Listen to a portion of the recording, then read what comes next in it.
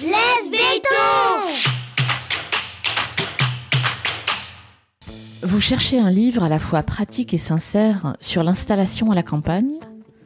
Réjouissez-vous, cet ouvrage existe, il s'appelle « Mais oui, installe-toi à la campagne » et je ne suis pas peu fière d'avoir réussi à décrocher l'interview d'Aurélie Delahaye, son autrice, que vous allez entendre dans cet épisode.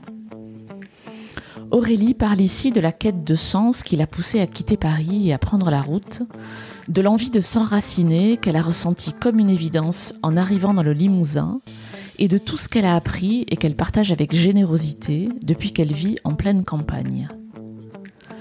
En quittant la ville, Aurélie est venue chercher la liberté, celle d'exercer le métier d'autrice.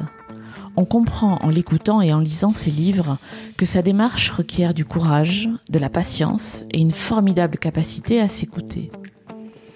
Je suis Amélie Dague, bienvenue dans Laisse béton et bonne écoute.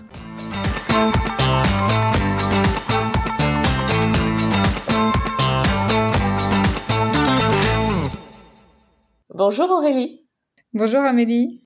Ton livre qui s'appelait initialement « Tu veux vraiment t'installer à la campagne », qui est sorti, si je ne m'abuse, en mars 2021 et que j'avais adoré, c'est comme ça que je t'ai connue, a été réédité en poche récemment sous un autre titre qui s'appelle désormais « Mais oui, installe-toi à la campagne ». Alors, je sens bien qu'il y a une histoire derrière. Est-ce que tu veux bien me la raconter ? Oui. Alors, l'histoire derrière, c'est quand j'ai écrit ce livre, l'idée, c'était de s'adresser à deux types de personnes. En fait, les personnes qui aimeraient s'installer à la campagne, mais qui n'osent pas forcément sauter le pas, en se disant, mais ok, c'est chouette la campagne, mais bon, est-ce qu'il y a vraiment des choses à y faire ? Enfin voilà, qui auraient peur de ce que va être la vie à la campagne, mais qui auraient un élan. Et donc, j'avais envie de leur montrer que cet élan, ça valait le coup de le suivre. Et puis, je voulais aussi m'adresser à ceux qui idéalisent complètement la vie à la campagne, enfin aux citadins qui idéalisent la vie à la campagne, qui partent comme ça sur un coup de tête, et puis en fait qui arrivent avec plein d'images de comment ça va se passer, même avec des plans hyper précis. Puis en fait, rien ne se passe comme ils avaient imaginé et ils repartent.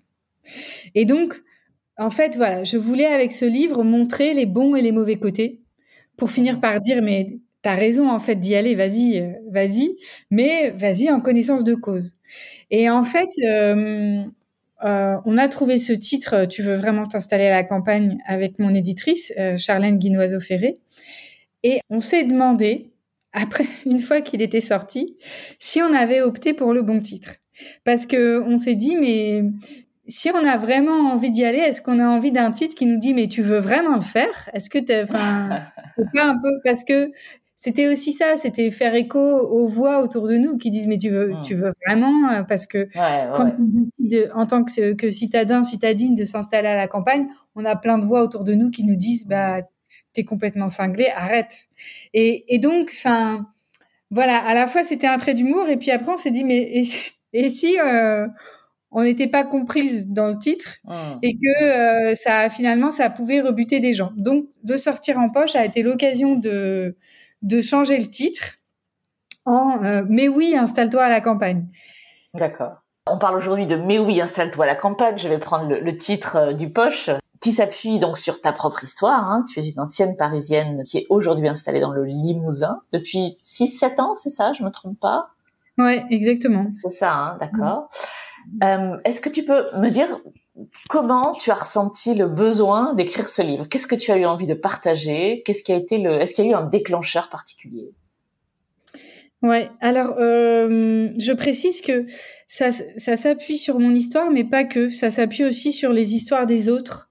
J'ai voulu prendre plusieurs voix, enfin différentes voix de citadins qui se sont installés, parce que c'était important pour moi de faire entendre des voix multiples, tu vois. Ouais. N'empêche, j'y parle de moi aussi. Et j'ai ressenti le besoin d'écrire ce livre, en fait, assez vite quand je suis arrivée. Ouais. Parce que je me suis retrouvée complètement perdue par rapport à des choses qui étaient apparemment très basiques ici à la campagne. Enfin, tu vois, comme allumer un feu, penser à isoler des tuyaux d'eau, alors que, quand tu es en ville, les tuyaux d'eau, tu les as peut-être jamais vus de ta vie, tu les verras jamais. Ouais. Sauf quand il y a le plombier qui doit venir chez toi. Et là, en fait, il y a tout un tas de choses. T'ouvres pas le bouton du radiateur pour avoir du chauffage, ou t'ouvres le bouton, le robinet d'eau, puis il y a rien qui coule. Des choses qui pouvaient paraître évidentes qui ne le sont pas, ou même sur la vie à la campagne, la vie avec les uns les autres. Et en fait, j'avais à ce moment-là, je correspondais par lettres, donc des vraies lettres manuscrites, avec quelqu'un qui justement m'aidait un peu dans ces changements, qui me disait mais tu sais, pour faire le feu, faut faire comme ci comme ça. Et puis ensuite il y avait aussi une personne de 70 ans qui vient chez moi, qui m'explique comment fonctionne la cuisinière à bois. Il y avait tout à coup de l'aide qui se mettait en place autour de moi, et je me suis dit mais comment j'aurais fait si on m'avait pas donné cette aide? Et donc, ce livre, ça a été cette idée-là de dire, ce sera un peu l'ami, ou le compagnon de route de celles et ceux qui s'installent sans trop savoir où ils mettent les pieds, en fait. Et d'ailleurs, c'est drôle parce que la plupart, il y a un retour que j'ai eu très souvent, c'est on dirait une amie qui est assise à côté de moi et qui me parle. Donc même des inconnus me disaient ça. Et c'était un peu l'idée, en fait. Voilà, c'était la voix amicale qui dit tu galères, mais t'inquiète. Et puis tiens, si je peux te donner un ou deux conseils, c'est bien. Est-ce que tu veux bien me raconter ton changement de vie à toi, ce qui t'a amené toi à quitter Paris? Alors, tu n'es pas arrivé directement dans le Limousin, j'ai bien compris que je crois que tu avais bourlingué avant, mais ce qui a amené en fait ce changement de vie chez toi, est-ce que tu veux bien le partager avec moi? Ouais, pour le coup, donc cette aventure, je la raconte dans Embrasser l'inconnu, qui est un livre où tout est vrai, et c'est mon histoire. Et en fait, j'ai tenu à ce que tout soit vrai dans ce livre, parce que je voulais dire aux personnes qui sont pas heureux dans leur quotidien, et notamment dans leur quotidien professionnel ou leur quotidien, de citadin, peu importe en ville ou pas, en fait. Je voulais dire, ne nous résignons pas et cherchons quelque chose d'autre, quoi. Donc voilà, j'ai écrit ce livre pour ça. Et donc, qu'est-ce qui m'a menée à la campagne? En fait, moi, avant, j'habitais à Paris. Je travaillais dans le monde de l'entreprise. J'ai fait pas mal d'études, en fait, assez sérieuses. Et j'avais essayé dans mon travail de faire quelque chose qui a du sens, dans lequel je prends plaisir. Donc, même si j'ai fait une école de commerce, je suis pas allée dans les voies toutes tracées commerciales. Et en fait, j'avais effectivement du sens dans le travail que je faisais, mais je sentais quand même que je tournais en rond. Et au bout d'un moment, je perdais ce sens. En fait, je crois que je perdais le sens dans le monde de l'entreprise, tel qu'il est ces dernières années. Et puis, j'habitais Paris, et pareil. Pourtant, c'est une ville que j'adore, dans laquelle je me sentais bien. Je roulais à vélo, je faisais de l'impro, de l'escalade. J'avais des repères. Je m'étais construit une vie, en fait, qui était assez chouette, mais je manquais de sens. Et un jour, ce manque de sens m'a vraiment... il a pris une place très grande. Et donc, j'ai décidé de quitter mon boulot, de quitter mon appartement, et de partir chercher autre chose. Mais je savais pas quoi, je savais pas comment. Parce qu'en fait, je voyais autour de moi que il y avait pas mal de gens qui étaient dans la même situation que moi, ils perdaient le sens. Et il y en avait beaucoup qui se résignaient. Qui disaient de toute façon, qu'est-ce qu'on peut faire? Et puis il y en avait qui ne se résignaient pas, et qui prenaient des chemins de traverse. Et à un moment, j'ai décidé que voilà, j'allais suivre ma route à moi, sans savoir où j'allais, mais en essayant d'apporter de l'espoir, de l'élan, du bonheur aux autres. Donc je suis partie faire un projet qui s'appelait Ordinary Happy People. Et au début, je suis partie sans savoir ce que j'allais faire. Sauf que, voilà, je savais que je voulais que ça ait un rapport avec les gens ordinaires, parce que j'écoutais parfois des émissions de développement personnel qui parlaient du fait qu'on pouvait tous arriver super en haut, être le meilleur, avoir le meilleur. Et moi, je trouvais qu'en fait, c'était pas forcément ce dont on avait besoin. Ce dont on avait besoin, c'est d'être à notre place et d'être bien. Et donc, j'ai commencé à faire des portraits de gens ordinaires et heureux que je croisais dans la rue. J'essayais de comprendre pourquoi il y avait de la joie qui émanait d'eux. Je prenais une photo d'eux, j'écrivais un petit texte sur eux, je discutais avec eux, j'écrivais un petit texte et je faisais ça. Et puis aussi, j'allais faire sourire les gens dans des endroits un peu moroses. Et donc, j'ai fait ça dans différentes villes européennes. Et en fait, je voyais que ça parlait vraiment à des gens, ça redonnait le sourire dans le quotidien de certaines personnes. Il y en a qui m'écrivaient pour me dire que ils avaient traversé toute une phase d'examen scolaire grâce à ces portraits ou à ces petits moments. Et il y en a qui me disaient qu'ils avaient remonté la pente. Alors forcément, mais pas du tout juste grâce à ça, mais que ça les avait aidés parce que il y avait le portrait quotidien. Et puis en fait, j'ai eu à ce moment-là des propositions d'entreprises pour commercialiser ce que j'étais en train de faire. D'accord. Et moi, il y avait une petite voix depuis que je suis petite qui me disait que j'avais envie d'être artiste, mais j'étais pas faite pour ça, en fait. Voilà. Et donc, j'ai fait des études sérieuses, j'ai fait un travail presque sérieux. Et puis finalement, là, j'ai me retrouvée à prendre des photos et à écrire, et j'adorais ça. Et quand on m'a proposé de le commercialiser, pour moi, ça perdait tout son sens. C'est-à-dire que, par exemple, il m'arrivait d'aller tenir un panneau pour faire sourire les gens dans le métro. Et là, on me demandait de le faire, mais en fait, il aurait fallu qu'en bas, il y ait une marque de téléphonie mobile qui marque son nom. Ouais, ça perdait son charme. Ça sert plus à rien ce que je fais. C'est pas ce que je voulais faire. Donc, j'ai continué ma route, mais en me demandant, mais bon, c'est bien sympa ce que je fais, mais à un moment, comment je vais en vivre ? Et puis, en fait, de fil en aiguille, je me suis retrouvée à vivre en camion. Alors ça, c'est une trop longue histoire pour la raconter, mais voilà. Okay. On lira Embrasser l'inconnu. Voilà. Et en vivant en camion, j'ai plus du tout eu envie d'explorer les villes. Parce qu'en camion, la ville, c'est impossible. Bien sûr. Et là, je me suis mise à explorer la campagne sur les routes de France. Et moi, j'étais une citadine qui avait jamais vécu à la campagne. Et là, je découvre que dans la campagne, il se passe plein de choses. Mais tu vois, c'était vraiment la Parisienne typique qui découvre qu'il y a autre chose ailleurs. Mais je veux dire, vraiment beaucoup de choses, tu vois. Des concerts, des soirées théâtre, des soirées citoyennes, des cafés, toute une vie foisonnante. Et partout où j'allais comme ça avec mon camion, il y avait de la vie. Et du coup, peu à peu, l'idée a fait son chemin que tiens, cette vie-là, elle me ressemblait bien. J'aimais bien le contact avec la nature parce que ça me manquait beaucoup à Paris. J'aimais bien cette solidarité que je trouvais parfois, ces élans de construire des choses sociales, culturelles, ensemble dans la campagne. Et puis, peu à peu aussi, j'étais en train de renouer avec l'écriture qui a toujours fait partie de moi et de mon quotidien.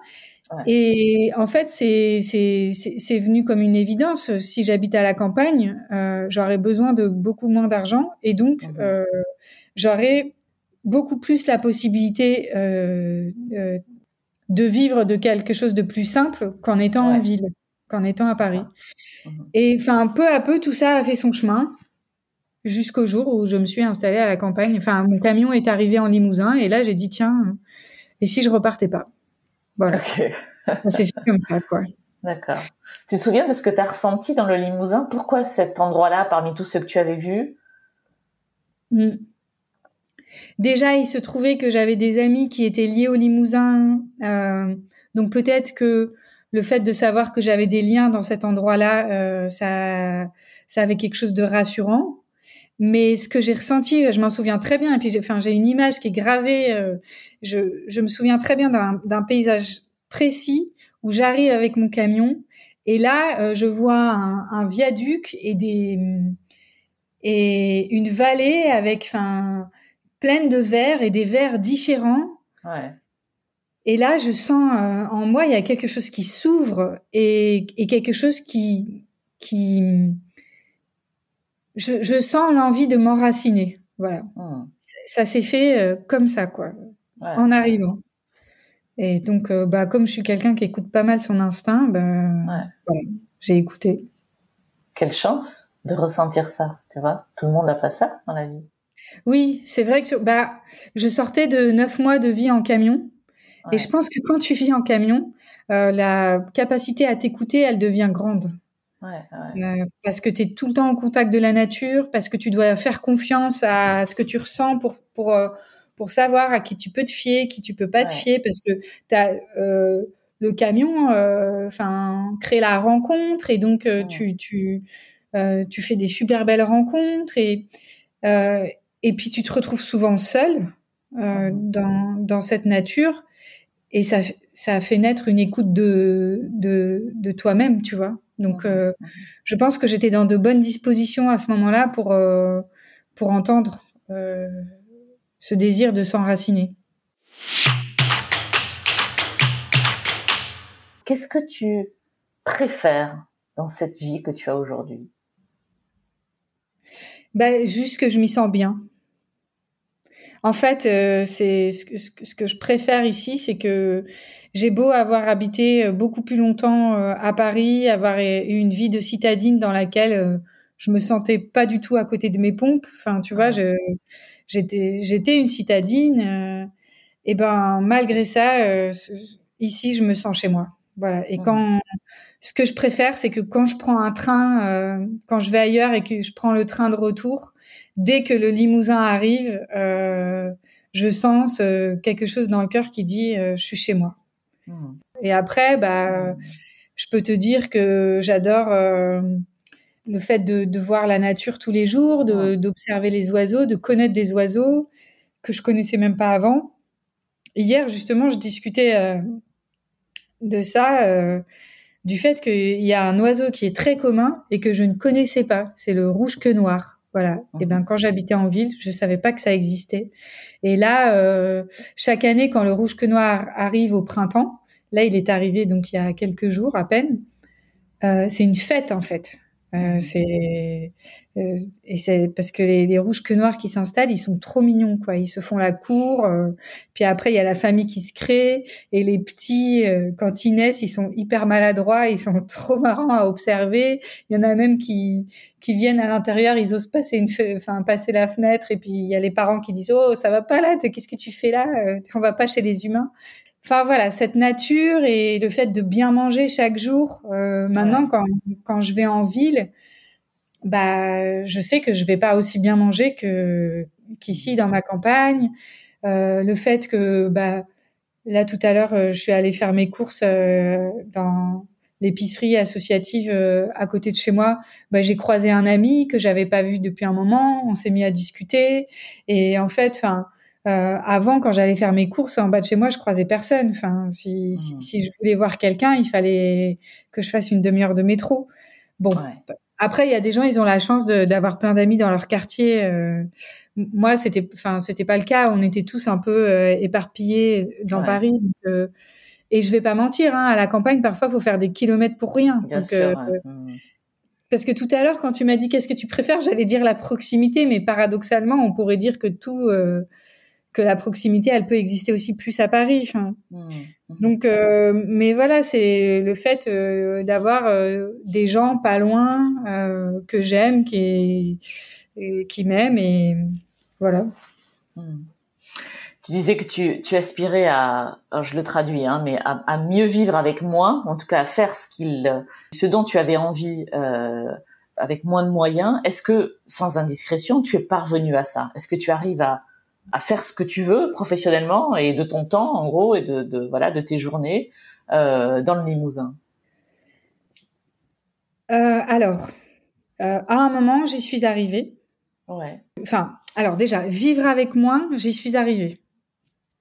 À un moment, j'arrivais à vivre avec ce que je vivais à Paris, divisé par 3 ou 4, tu vois. D'accord. Aujourd'hui, il s'est trouvé qu'il y a eu des changements dans ma vie qui font que c'est plutôt divisé par 2. Donc, ça met quand même 2 fois moins de pression sur ce que je dois gagner. Bien sûr. Et ensuite, au moment où le Covid est arrivé, je ne vivais que de mes droits d'auteur. En fait, la vie d'auteur, c'est l'inconnu. Donc, on sort un livre, on ne sait pas comment il va marcher, on sait pas. Donc, je dirais pas ah ça y est, j'ai réussi, je vis de ce que je fais. C'est chaque jour, je dis ok, aujourd'hui, je vis de ce que je fais. Demain, je comprends. En fait, tu vois. Et donc, quand il y a eu le Covid, ça m'a mise vraiment en difficulté parce que j'ai sorti un livre la veille du confinement. Donc j'avais des salons de prévus, des dédicaces de prévus, et puis le livre il devait être en librairie et les librairies ont fermé pour 2 mois, et donc on saura jamais ce qui se serait passé à ce moment-là. Le livre dont on parle là, Tu veux vraiment t'installer à la campagne, il est aussi sorti en confinement. Donc tu vois, j'en ai sorti 2 années de suite, 2 confinements. Donc forcément ça chamboule. Donc après, j'ai réussi à décrocher des bourses, tu vois. Enfin, donc ensuite, je crois que la réponse elle est plus difficile à dire aujourd'hui parce que pas mal de gens ont été ébranlés par le Covid, puis il y a la crise, mais l'équilibre se tient à peu près. Il est précaire, voilà, il est fragile, et il y a des moments où je me dis bon, allez. Si ça se trouve, tu vas devoir aller trouver un travail salarié. Bah, s'il faut le faire, je le ferai. En tout cas, je m'accroche. Enfin, j'accepte l'aléa et je me bats pour continuer à être autrice. Donc voilà, c'est pas quelque chose de simple. Faut avoir le cœur un peu accroché. Donc faut hyper bien gérer son argent. Voilà. Enfin, c'est tout ça, quoi. Je suis pas du tout dans des standards de consommation sur l'achat de vêtements, de voyage. Enfin, je voyage différemment, je consomme différemment. Enfin, c'est tout un équilibre à revoir. Mais après, bah, pour moi, il vaut le coup parce que derrière, je fais quelque chose qui a du sens. Et ça veut pas dire qu'on ne fait que des choses qu'on aime, et ça veut pas dire qu'on n'a pas de stress, et ça veut pas dire que il y a pas des choses qui nous ennuient dans ce qu'on fait, et que, enfin voilà, si parfois ça marche plus, il faut accepter aussi de faire autre chose. Mais oui, c'est possible. Arriver à consommer moins, c'est beaucoup plus facile quand on est à la campagne qu'en ville, parce qu'à la campagne, il n'y a pas de magasin à tous les coins de rue qui nous appellent à consommer, parce qu'il y a quand même plein de jolies choses dans des magasins, qui nous rappellent quand on n'a pas les moyens de consommer, qu'on ne les a pas. Et puis ensuite, les prix enfin, c'est vraiment pas la même mesure, que ce soit pour les courses, pour ce qu'on achète pour le plaisir, pour les gourmandises. Enfin, les prix n'ont rien à voir. Et donc, enfin, moi, à la campagne, je ressens pas du tout la même chose qu'à la ville. En ville, je peux me sentir effectivement à me dire, finalement, je gagne pas assez parce que je peux pas me payer ce que j'ai envie d'avoir. Et puis, dès que je rentre dans ma campagne, ce sentiment disparaît. Donc, c'est vraiment être ici, c'est aussi une aide à ne pas consommer, parce que il y a pas non plus 10 000 manières de consommer, quoi. Ouais, je suis complètement d'accord avec toi. Et en même temps, on dépense son argent différemment, quoi. On dépense son argent différemment. Les points de dépense, le budget chauffage, il est vertigineux pour peu qu'on habite en gros dans une zone un peu où il fait un peu froid l'hiver. Enfin, le budget isolation d'ailleurs, parce que les étés sont très chauds maintenant partout. Enfin, donc le fait de vivre dans une maison plutôt que dans un appartement, ça change de budget. Le fait d'être isolé, que ce soit dans un village ou un hameau avec 100 commerces autour, tu dépenses vachement plus, tu tu as une voiture alors que parfois t'en avais pas avant. Enfin, donc les postes de dépenses sont différents, mais n'empêche que effectivement pour tout ce qui est non vital, ça tu peux le réduire de manière très conséquente quoi, et très rapidement, et tu t'en aperçois même pas quoi. En fait, c'est ça qui est magique. Moi, je sais que je fais mes courses complètement différemment. Avant, quand j'étais à Paris, je faisais des courses peut-être plusieurs fois par semaine quand je rentrais chez moi. Là, je prévois mes courses. C'est une fois par semaine pour tel type de denrée. C'est une fois par mois pour tel autre type de denrée. Enfin, ça demande de s'organiser, justement. Ces dépenses sont différentes. Si tu as une grande maison, est-ce que tu peux enfermer la moitié l'hiver, tu vois, enfin calfeutrer la moitié de la maison l'hiver pour n'avoir à chauffer qu'une autre moitié. Effectivement, si tu as un peu de sous à mettre dans les travaux, faut prioriser de les mettre dans l'isolation. Enfin, tout ça demande de s'organiser autrement, enfin de repenser le quotidien en fait. Je trouve quand même que c'est plus facile de dépenser moins ici qu'en ville. Ouais, tu disais repenser le quotidien, ça se voit même jusque dans les poubelles, quoi. Quand on ne ramasse tes poubelles qu'une fois par semaine et la poubelle plastique une fois tous les 15 jours, ça change complètement tes habitudes, quoi. Quand t'es en ville, tu te soucies même pas de qui ramasse tes poubelles, à quelle heure, quand, etc. T'as un vide ordures où tu les mets en bas et puis par magie elles se vident.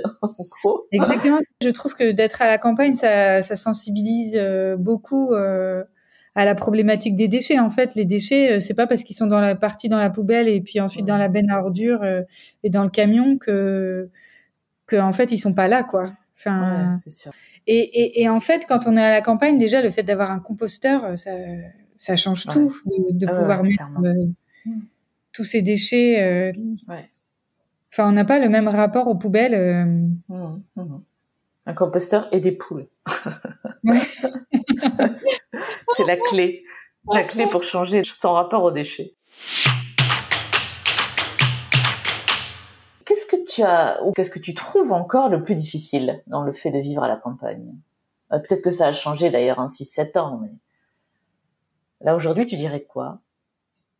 Alors il y a la voiture, la dépendance à la voiture. Ouais. Pourtant j'adore être en voiture, mais ça veut dire la dépendance à l'essence, à un mode un mode de transport. Donc il y a ça. Parfois la solitude, dans le sens où, tu vois, à Paris, si j'avais envie de voir des amis, s'il y a un moment où j'avais pas envie d'être seule et qu'il y avait pas d'amis disponibles, je descendais en bas de chez moi au café et j'observais la vie et je me sentais plus seule, quoi. Ici, tu descends pas au café, quoi. Enfin, l'autre jour, je sortais du cinéma et encore, j'ai bien de la chance, c'était une petite ville où il y avait un cinéma. Et à la sortie du cinéma, un vendredi soir à 20h, il y avait rien. Il y avait rien. Voilà. Et donc, c'est le fait que la campagne soit un peu sinistrée. C'est difficile, même si il y a plein de choses, d'initiatives pour faire en sorte qu'elle le soit pas. N'empêche, l'exode rural a été une réalité. Et après, le fait que pour aller quelque part en France, il faille une journée, quoi. Enfin, dans le sens où faut repasser par Paris, quoi. Ouais, c'est ça. Et le fait que on va dire que le réseau ferroviaire ait été pas mal démantelé. Avant, on pouvait circuler d'un endroit à un autre à travers la France. Là, tout part de Paris. Ça, c'est un peu dur. Il y a des gens que j'aimerais bien aller voir, mais j'ai pas une journée de voyage à faire pour y aller, quoi. Enfin, quand j'ai pas cette disponibilité-là, voilà. Rétrospectivement, encore une fois, 6 ou 7 ans après, est-ce que tu te souviens de ce qui t'a le plus surprise à tes débuts à la campagne? À quoi tu t'attendais vraiment pas? En positif ou en négatif d'ailleurs. Hein. Alors, je m'attendais pas à cette rudesse, à ce froid. Enfin, je sortais de la vie en camion. Donc, j'étais un peu préparée à la rudesse. Voilà. J'ai Ouais. connu le froid, j'ai connu le fait qu'il faut aller chercher son eau, qu'il faut Ouais. faire attention à l'électricité, se recharger. Enfin, il faut faire attention à plein de paramètres. Mais en fait, je m'attendais pas à ce que ce soit pareil à la campagne. En fait, enfin, pour moi, je roulais plus. Donc normalement, tout ça, ça devait être un peu plus naturel, quoi. Enfin, et en fait, donc cette rudesse-là, elle m'a un peu surprise. Ouais. Donc j'ai eu très froid, j'ai manqué d'eau, des tuyaux qui ont gelé, je savais pas comment faire un feu, donc j'ai manqué de chauffage, j'ai manqué d'eau. À un moment, j'ai manqué d'aide par rapport à tout ça. Ouais. Et puis finalement, j'en ai trouvé et ça a été un bonheur. Et en fait, le contrepoids de tout ça, c'est que une fois que que j'ai réussi à venir au bout de la rudesse, enfin au moins à la rendre vivable, et ben je suis allée vraiment à l'essentiel. Et là, l'écriture, elle a été là tous les jours. Enfin, en fait, en camion, j'avais déjà commencé à écrire mon premier livre, donc qui est Embrasser l'inconnu. Ouais. Et en fait, en camion, j'arrivais pas à continuer à écrire parce que il y avait trop de mouvements, j'arrivais pas à me concentrer. Et cette campagne rude, elle m'a permis de, de me faire un cocon autour de moi et de me plonger dans cette écriture. D'accord. Voilà. Ce qui m'a surprise, c'est le manque de confort et à la fois ce que j'y ai trouvé, ce que je suis allée puiser en moi à ce moment-là. Ouais. C'est le moment où tout est sorti, quoi. Depuis que tu es installée dans le Limousin, qu'est-ce que tu as appris de plus essentiel, j'allais dire, sur toi-même? À m'écouter. À entendre, justement, tout à l'heure, quand tu disais pas tout le monde arrive à entendre ce qu'on a au fond de nous. Ouais. Moi, je suis quelqu'un d'assez angoissé. Donc, parfois, il y a des petites voix qui viennent obscurcir. Enfin, parfois, j'entends pas bien, justement, ma voix intérieure que je voudrais entendre. Ouais. Mais Ouais. justement, cette vie à la campagne, cette vie en camion, elles m'ont vraiment appris à m'écouter. Et à pas écouter les voix qui disent mais t'es sûr que tu devrais faire ça, t'es sûr que, enfin, à prendre des décisions, mes décisions importantes, je les prends en m'écoutant, même si elles sont à contre-courant de ce que la société voudrait que je décide, de ce qu'on voudrait que je décide autour de moi. Est-ce que tu as fait des émules autour de toi? Est-ce que dans ton entourage amical ou même professionnel d'avant, il y a des gens qui ont suivi ton chemin? Non. Mais dans mon entourage, il y avait déjà des personnes qui étaient parties s'installer à la campagne. Et quand elles l'ont fait, c'est 2 personnes en particulier auxquelles je pense, je me suis dit, elles sont complètement folles. Ouais. Et c'est ce qu'on a dit de toi aussi quand tu as fait ça, tu te souviens? C'est l'écho que tu as eu, ouais. Ouais, tout à fait. Tout à fait. Après, je crois que donc autour de moi, non, mais je crois que les 2 livres dont on parle, Embrasser l'inconnu et Tu veux vraiment t'installer à la campagne, ou Mais oui, installe-toi à la campagne. On va y arriver. Ces 2 livres-là, je pense que oui, ils ont impacté des gens. Et je pense qu'ils ont aidé des gens à sauter le pas vers le fait de s'écouter, que ce soit en s'installant à la campagne pour le deuxième ou en allant vers une vie qui leur ressemble plus pour le premier. Voilà. Et moi, c'est ma manière d'agir. En fait, elle se fait pas avec les gens autour de moi, elle se fait avec les gens qui me lisent. Ouais. T'as dû avoir des retours très précis à ce sujet. Qu'est-ce qu'on t'a dit de plus beau sur que ce soit Embrasser l'inconnu ou Mais oui, installe-toi à la campagne? En fait, alors ça, je sais pas si c'est ce qu'on m'a dit de plus beau, mais en tout cas, j'ai trouvé ça énorme et ça m'a fait rire et j'ai adoré. On m'a dit, j'ai quitté Total grâce à Embrasser l'inconnu. Et pour moi, c'était chouette. Non, après, suite à ces 2 livres, j'ai reçu des mots très émouvants de gens. En fait, ce que j'entends de plus beau, c'est que c'est des personnes qui ont envie de suivre leur chemin et qui se sentent parfois à part ou freinées ou seules et qui, en me lisant, me disent ça y est, en fait, je me rends compte que je suis pas folle, je suis pas seule. Je mets au féminin parce qu'il y a beaucoup de lectrices, mais il y a aussi des lecteurs. Ouais. Et donc, c'est ça qui pour moi est le plus touchant, c'est que mon livre aide des gens à aller vers ce qu'ils sont, parce que du coup, ils se sentent moins seuls. Enfin, voilà, ça c'est. Et donc, ce qui est drôle, c'est que les gens m'écrivent en me racontant des choses hyper intimes, et parce qu'ils me disent, on se connaît pas, mais moi je te connais, parce que bien sûr, mon histoire, et ils me livrent des choses, et voilà, et donc je sens que l'intention que j'avais au départ, elle a été remplie. Voilà. Ça libère quelque chose de voir d'autres voies, et donc de pouvoir s'éloigner de celle qu'on croit être la voie, que ce soit à l'école ou dans l'environnement familial, parce que les parents s'inquiètent et que donc il y a quand même une voie à suivre. Et c'est vrai que moi j'ai eu sur mon chemin des gens qui ont dit non, en fait on peut suivre d'autres voies, et je les remercie d'avoir été là. Donc à mon tour, j'avais envie aussi de pouvoir le dire pour que d'autres l'entendent. Alors, si on revient au thème de ce podcast, qui est quitter la ville et aller s'installer dans une zone rurale, quelle qu'elle soit, avec tout ce que tu connais toi maintenant, après toutes ces années à le penser, à l'écrire, à le vivre, qu'est-ce que tu aurais envie de leur dire à ces gens-là?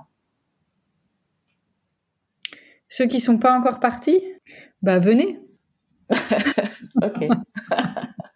C'est tout.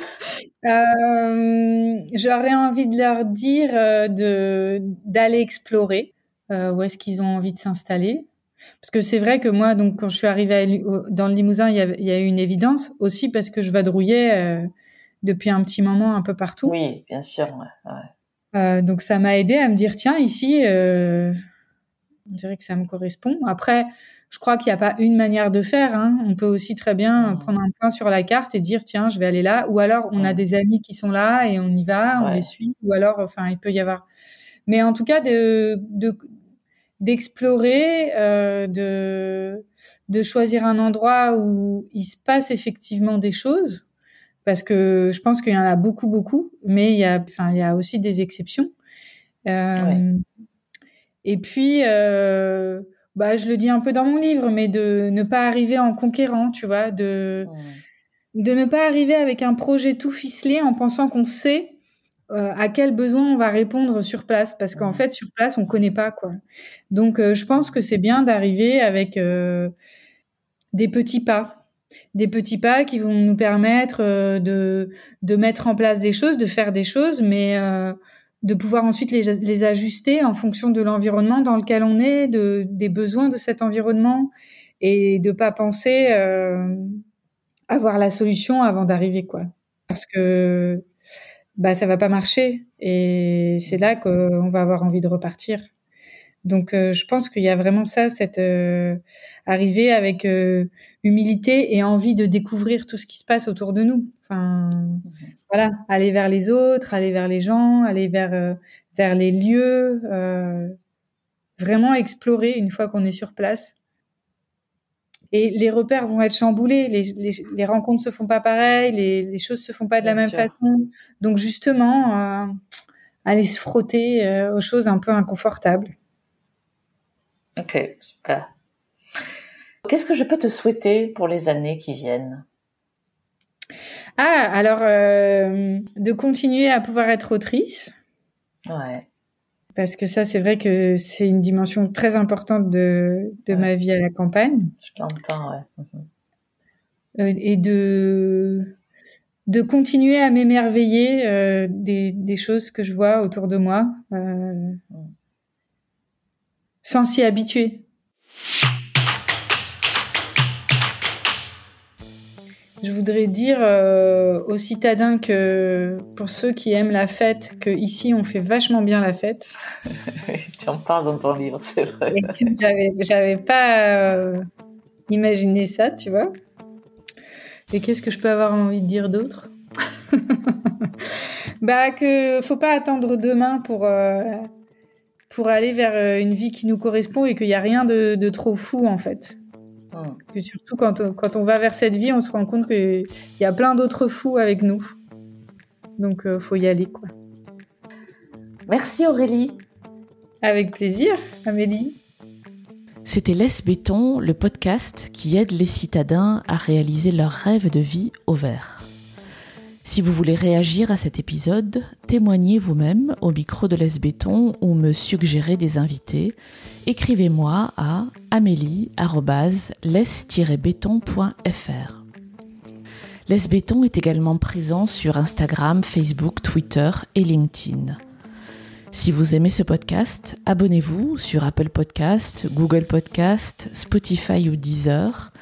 Décorez-le d'étoiles sur votre appli de podcast préféré et parlez-en autour de vous, c'est encore le meilleur moyen de le faire connaître. À très bientôt.